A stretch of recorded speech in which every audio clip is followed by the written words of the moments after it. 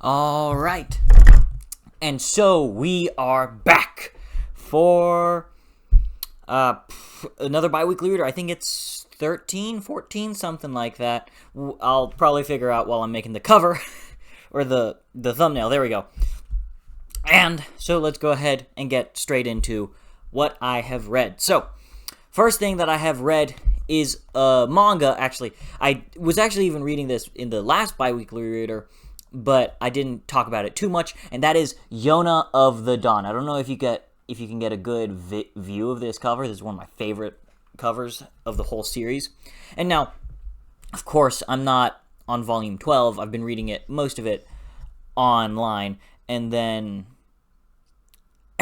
I have just been in love with this entire series for some no, I know why. It's just so nuanced and it has so much depth. It has all these small tropes that I love and then puts them in these great scenarios. And somehow its quality just goes up throughout the course of the series. A lot of manga tend to take dips and then rise back up, and that's just how I'm used to it. But like, the consistent quality of Yona of the Dawn is absurd. It literally, I think the first 50 chapters were pretty good. They were like really good. I enjoyed them. And then we got a quality bump. And that was like great. And then consistently it's like rising. It's on like a slope, an upward slope. And I'm loving it more and more. The themes are becoming more apparent. And the reality of the world is starting to come in. And then we get another quality bump, which is the most insane thing. I think we had there's like 100 chapters left before I was getting caught up. And then we get this quality bump that's like, so imagine this. We're going up, and then we get a nice little boost. And then we're going up again, and then boom! And then we're going up again. It's like, what are you doing? How did you just do that? Like, oh my god. And I specifically think that what Yona of the Dawn does so well is its cast of characters. Very rarely do I see a cast of characters so consistently strong in their characterization, in their motivations. And so a lot of these characters are like, they follow this person because they're the chosen one. And what I love, like, and it's not like, it's hard to explain. So they follow, but they are unsure of whether these emotions and whether their love for their master is because they are the chosen one they were meant to follow their entire lives, the one they have been told to follow their entire lives, or if it is because this is genuinely someone who I want to follow. And I love that conflict in the subordinates, and in Yona especially. So, I'm just going to go ahead and say it.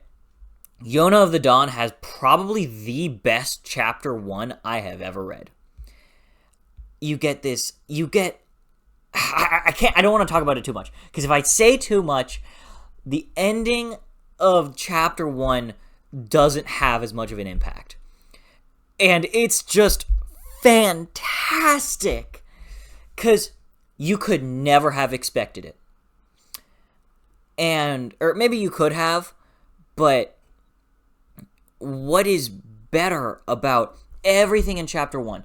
The entire series is changed based off what happens in chapter 1. In fact, the entire premise of the series starts from chapter 1.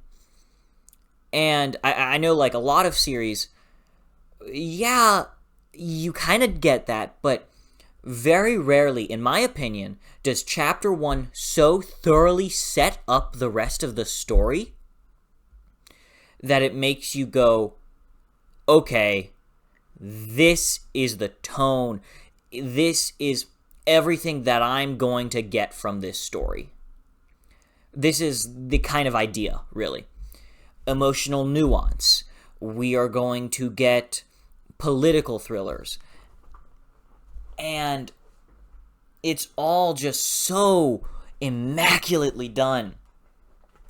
And what's even better is how the themes evolve throughout the story. So Yona is this naive princess, and over the course of the story, she has to outgrow this naivete. She has to outgrow the things that she did not want to see, the things about her nation that she turned a blind eye to because she's the daughter of the king, that she didn't want to know about because her life was nice, it was peaceful, it was pretty, she has all these luxuries. And yet, over the course of the story, she must learn to come to grips with how her father ruled this nation.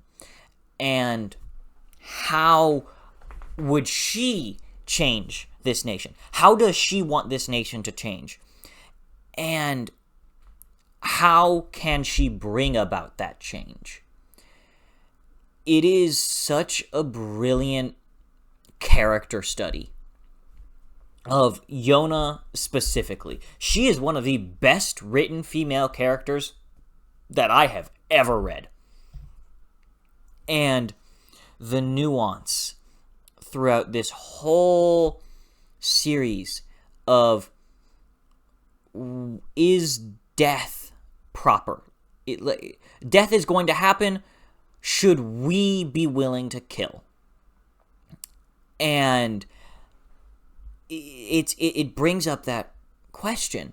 Everybody has their problems. Everybody has their reasons for doing whatever they do. But at the end of the day, we might have to kill people. And that is such a fascinating character arc. And the way that Kusanagi, the author, goes about portraying Yona's growth throughout the series is just so brilliant. And not only her, but her companions. And the way Yona, no matter what, no matter if these people are genuine monsters, she refuses to treat them as anything less than human.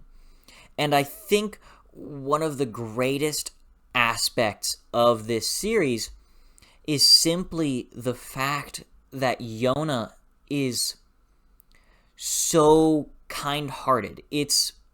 And yet, she's not naively kind-hearted. Oh yes, she learns all these things, and yet, at the end of the day, she still has to come to grips that the world is not it's not a peaceful place. And she has to learn her place in it. And it's just so brilliant. And to see the way how, even if it's small, she makes these changes in the lives of people around her. I mean, it's brilliant. I love it so very much. And it asks the importance of loyalty. How important are these ideas? How important is it to be loyal to those that you love? Or is it important to be loyal to your ideals rather than what you love? Which one? Should you prioritize one over the other? Do you try to weigh the two in balance? I love the theming of Yona of the Dawn, and I could go on and on and on and on and on, and I might make a video on Yona of the Dawn, mind you, because I love it so much. Just, genuinely, I'm pretty sure this might be my number 2 manga right now. That's how good it is. And maybe if the ending is, brilliant beyond compare, it could be my favorite. I don't know. Maybe. But I have an expectation that an expectation for this last stretch of the story that I really don't think is going to be met. It's not anything on the author's fault. I just felt like I felt like there was something more, and I'm not getting that something more, which I kind of wish I did, just because I've set myself up in that position. And so it's probably a me problem. I still love this series, and I love its fantasy aspects, though they're not that prevalent, which is shocking. They are prevalent, mind you, but they aren't like, we're waving magic wands around, or we have these, like, creatures that we control. Every single person, like, has, like, a super special ability or something like that. We don't get those sorts of things. Anyways, I have probably rambled way too long about Yona of the Dawn, except for the fact that this is what the Biweekly Reader is all about, praising the series that I love. So, second thing that I read was Destiny's Conflict. So, I haven't gone too much deeper into Destiny's Conflict, so all I'll really say is Destiny's Conflict is definitely really fascinating. I'm really enjoying my time with this, and that's about all I got. I really don't have that much more to say. I am so very excited to see where this series is going, and with all the plot points that we have to resolve in this book and the next book, I am incredibly excited. Now, for the mainstay of what I have been reading outside of Yona of the Dawn, Sordaneon, I don't know. It's really hard to know, because Sordaneon is a last name, and Sordaneon sounds better as a last name, but Sordaneon sounds better as a title, in my opinion. You can tell me which one you think is better. Now, I am really loving this political thriller. It is absolutely fantastic. At every freaking turn, L.L. Stevens has managed to shock me. She subverts my expectations each and every time. And I can tell you that, mind you. I can tell you. And she will probably she'll still probably get you. That's what's crazy. I mean, I really, really am loving the political thriller. And the main character, Dorilian Sordaneon, that's his name, Dorilian Sordaneon, he's such a fascinating character. And I love his relationship, especially to Mark Frederick, who is the king of this nation named Isera, who essentially orchestrated the nation essentially orchestrated the death of his mother. And I just love all these little bits and pieces. And by the way, I should tell you, that was not a spoiler. That's like a chapter 1 thing. I'm allowed to tell you chapter 1 things. Unless it's like super big, I'm telling you chapter 1 things. Screw off. But this is such a fantastic first book. And not only that, but you know who else has praised it? You know, Janny Wirtz herself has given this the seal of approval. She said she loved Sordaneon. And has also told me that I will not be disappointed with the finish line, and I believe her, because, I mean, if it's anything like a hurricane, if the lady who created the hurricane, the giant behemoths of climaxes that come at the end of sections, or at the end of a book in a Janny Wirtz book, says that the ending does not disappoint, well, then I believe that the ending will not disappoint me. And if it does, it's just not happening. That's just a lie I've been told and has been fed into my brain. It will not be disappointing. I'm well aware. And man, I am really digging this. I just wish I had more time to actually read it. I just don't have that much time. I'm working on so much school stuff that it's getting in the way of Sordaneon and my all-time reading. So it's a sad thing, but it's a reality. Now, I am having a great time with Sordaneon. So, what else to talk about. So one other thing that I think I should talk about. So I am going to be doing a buddy read with Professional Bookworm, or with Sid over at Professional Bookworm, for Sailing to Sordaneon, which is a Guy Gavriel Kay book. First in a duology, and I'm very, very, very excited to read that. I ordered the book a week ago, and for some reason, it just hasn't arrived yet. There's literally nothing in my power to make it faster, so it'll do what it's going to do. Also, I think it's sold out everywhere, so that's probably why it's taken a while. And yeah, that's pretty much, it might end up being pushed back, who knows. And then in September, so yeah, oh my. Okay, I'm going to have to, sorry, I'm thinking ahead. So here's the thing. September is my birthday month, so of course I'm going to have a great time there, and I'm trying to figure out what I want to read for my birthday. You know, it's always such an interesting question. Now, of course I'm going to be reading Until the Last. Once I finish Sordaneon, Until the Last, I got to do that immediately. That's not a question, I got to do that. And yet, after I'm done with Sordaneon and Until the Last, and of course I'm reading Sailing to Sordaneon, that's a bit of a problem because I don't know what's going on with that copy. Hopefully I'll get to it in September because that's when we planned our buddy read. I'm going to be reading something. We shall find out what something entails, but I'm very, very, very excited to figure that out. Maybe Veiled Throne. I don't know if that's what I want to read on my birthday, but we'll find out. I think the most likely option is... I shouldn't say most likely options. I don't have a most likely option.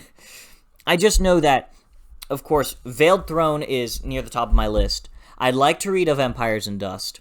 I'd like to read Isles of the Emberdark. But there are necessary reads that I have to get done by November. Because, I haven't even talked about this. Oh my god, pause everything! I'm going to...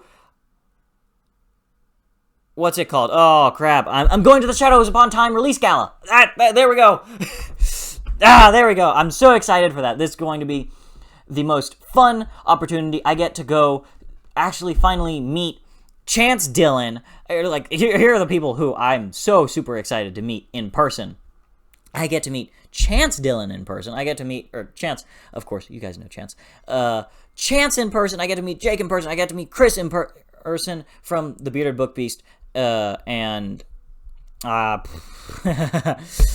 Level Rising. You probably know them.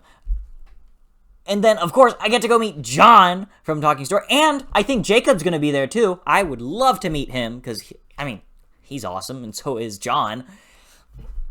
Who wouldn't want to meet them? And not only that, I get to go there with my dad. And so I'm going to have a great time there. Hopefully, I can see you all there. And, yeah, that's going to be an absolute blast. So one of my priorities is I'd like to reread Disquiet Gods sometime before November, because that would be a bit of a problem if I didn't remember jack shit from that. And one more thing that I need to talk about, I may have less reading time in next time than I do this time. Definitely going to finish Sordaneon. I'm probably even going to finish Until the Last. Beyond that, there's a little game that's coming out. So if any of you are at all chronically online, you may have heard of either Hollow Knight or Hollow Knight Silksong. Hollow Knight has been my favorite game of all time for the past 5-6 years and has never been dethroned, mind you. And Hollow Knight Silksong is coming out. I make no promises that I will not stop reading for a full week just until I finish that game. This isn't just I'm going to dedicate everything to playing this game. This is, oh my god, the best game of all time is going to come out. I have to play it.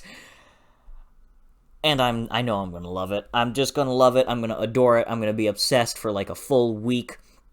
Like, if you can pry me away from my computer, just what the hell are you? You're not human. How did you take me away from my computer?